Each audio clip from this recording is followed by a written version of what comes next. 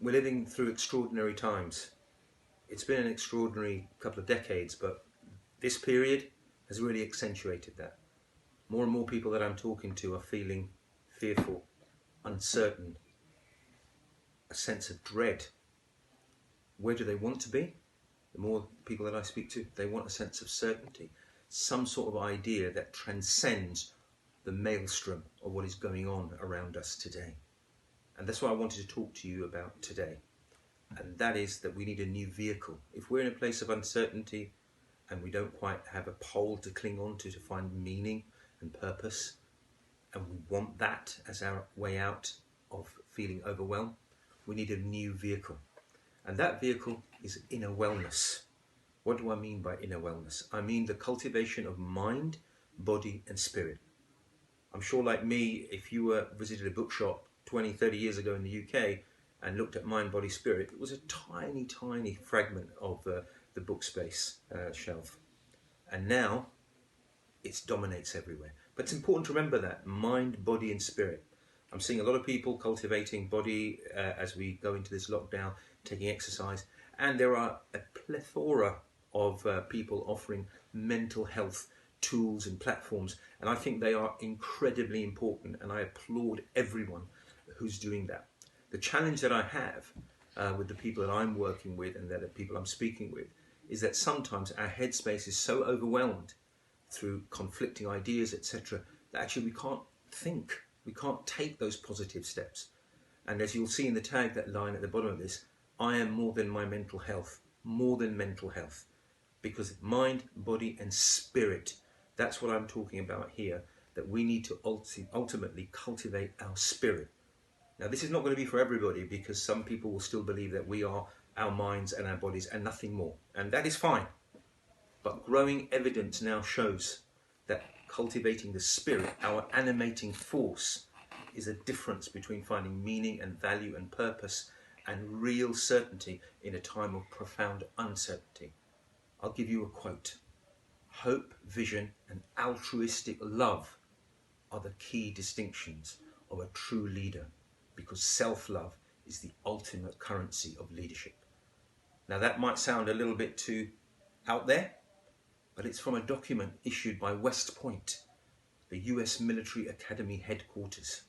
So next time you see a US Marine who's been through that process, you might want to say, I think some of your training might be a little bit woo-woo. I wouldn't fancy that job. Growing evidence now from business schools. Professor Robert Burt from Melbourne Business School. Right across the United States, spiritual leadership, faith, hope and altruistic love are now linked to better employee performance, sharing of ideas, innovation.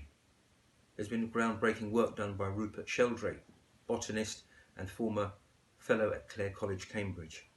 And if we cultivate love, if we cultivate the spirit, it is my view that that is the place that gives us certainty and power and distinction as we move into a new era and phase of humanity's existence.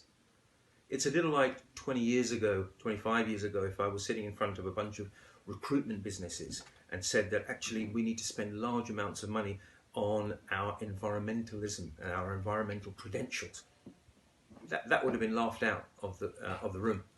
Today, companies, even oil companies, are falling over themselves to show their green credentials. I believe we are at a meta trend, and that is the trend of spiritual leadership and the cultivation of what I call inner wellness.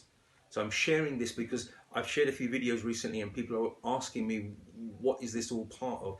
And it is part of that inner wellness that I have spent the last few years pursuing and developing myself and with my clients. And I'm sharing this now because at this point in time, we need some certainty. We need something that transcends the physical, transcends the mental. Those things are really important, don't get me wrong. We have to cultivate them. But the place to start is with ourselves.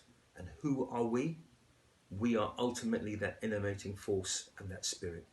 And I'll give you one exercise which I have shared with loads of people, and that makes a difference. It's the first thing to do in the morning, and that is to sit in quiet contemplation and silence and look within, to our heart.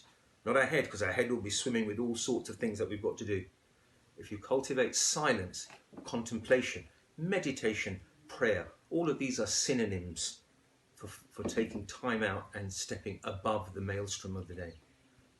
5 minutes in the morning and in the evening of silence, observation and contemplation will begin the process of an inner transformation.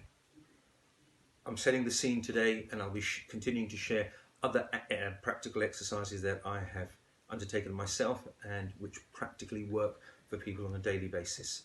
I look forward to hearing your comments and wish you a fantastic day. Thank you.